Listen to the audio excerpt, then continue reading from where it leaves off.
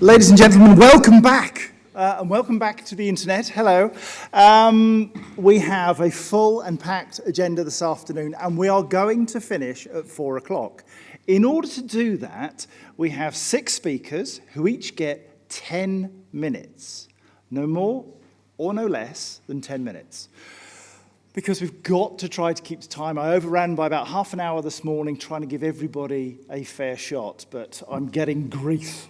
So bear with and do as you're told. Right, okay, welcome back. First speaker today is the Business and Market Development Director for the Energy Savings Trust, who we heard from earlier on. A lady called Inga Jirgensone. Please give her a warm welcome.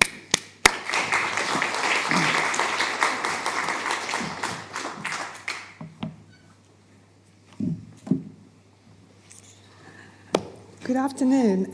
Inga Jirgensone, I'm with Energy Saving Trust, and I'll be talking about decarbonisation through local delivery and community engagement.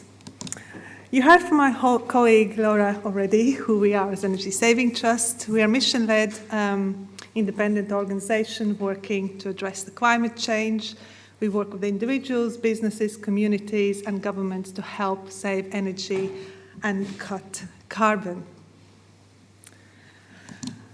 Today I'll be talking about 2 case studies through the work that we are involved as Energy Saving Trust, looking at advice-driven retrofit, Power bringing together best practice advice and support with expert local delivery, looking at our service across Northeast, and looking at community energy, supporting communities through collaboration. We delivered through 2 flagship programs, one in Scotland and one in Wales. And through those programs, we've been supporting communities to deliver and benefit from over 100 megawatts of renewable energy that has been installed over the years.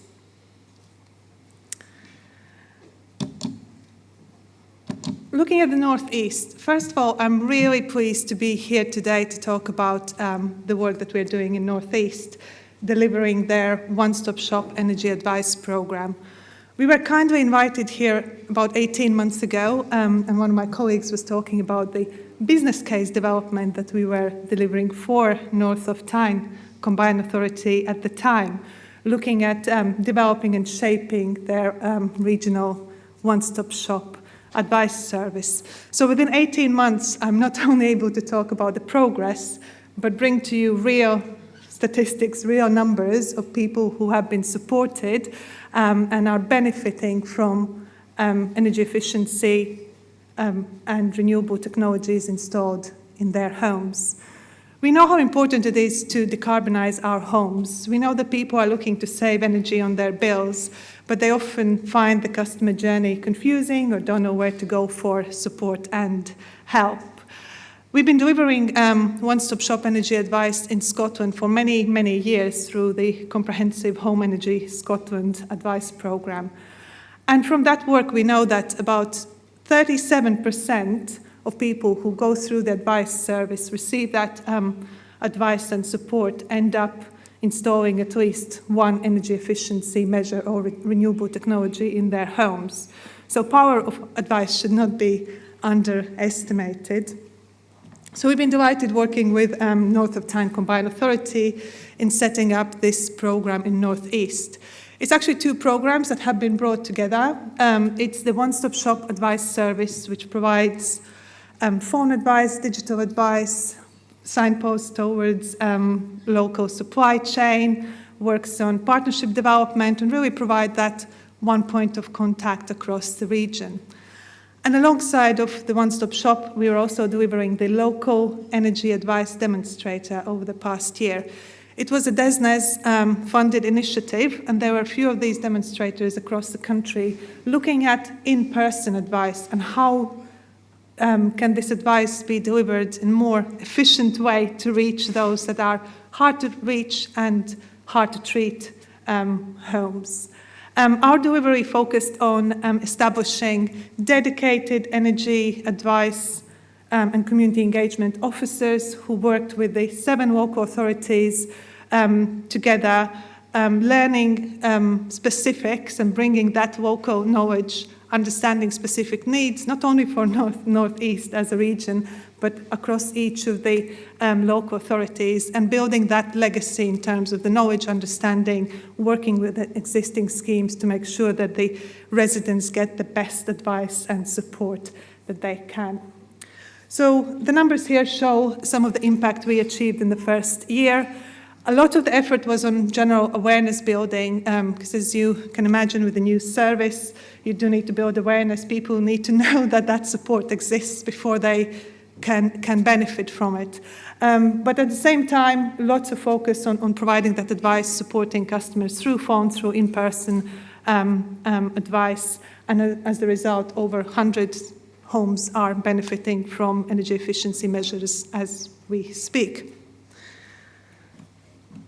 So how did we do it, and what are the key lessons learned? It was really important to bring the brand under one umbrella so that people recognize what Home Energy Advice Northeast is about and know that that is a trusted source that they can contact and who will triage then the query and signpost to any other relevant support. As with any one-stop shop service or terminology, you can fall into a trap of thinking that you want to be everything to everyone at the same time. And whilst it was really important that all residents could benefit from the service, it was really important to think about tailoring the messaging and targeting different audiences with different messaging to really make sure that they are engaged and brought along the journey.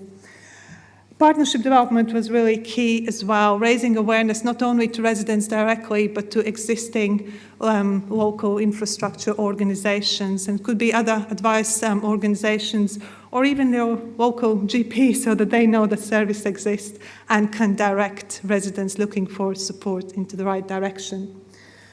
As part of the service, we also piloted end-to-end service, which really offered hands-on support for those able to pay customers who wanted to actually get the installation done. Again, really well received, but it was partly funded by the local authority, so the question still remains how much people may want to pay for that service themselves.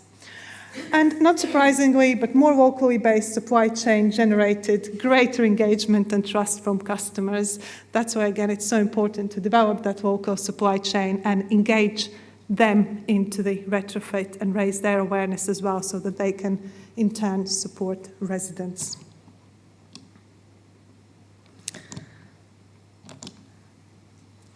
And the other case study I wanted to cover was around the community energy.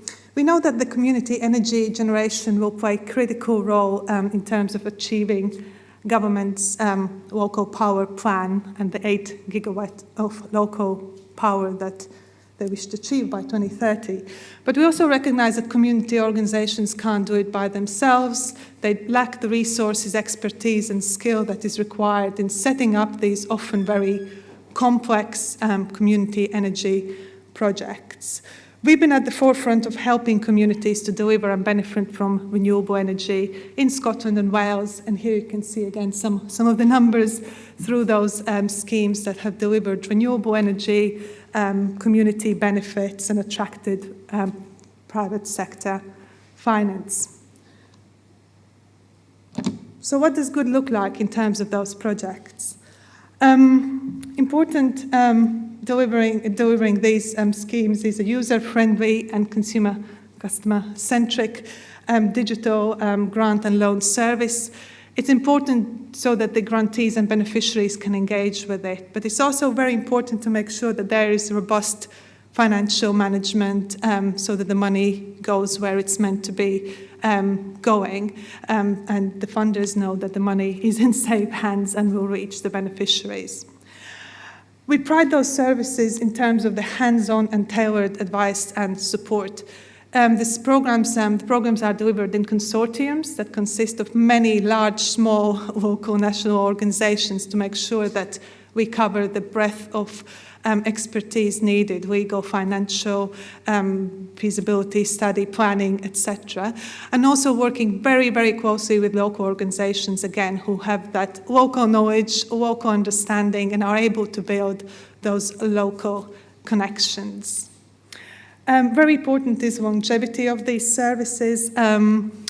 In Wales and Scotland, these schemes have been running for many years, which then enables building that trust with community organisations and continuously developing and accumulating the best practice and knowledge and expertise that is needed.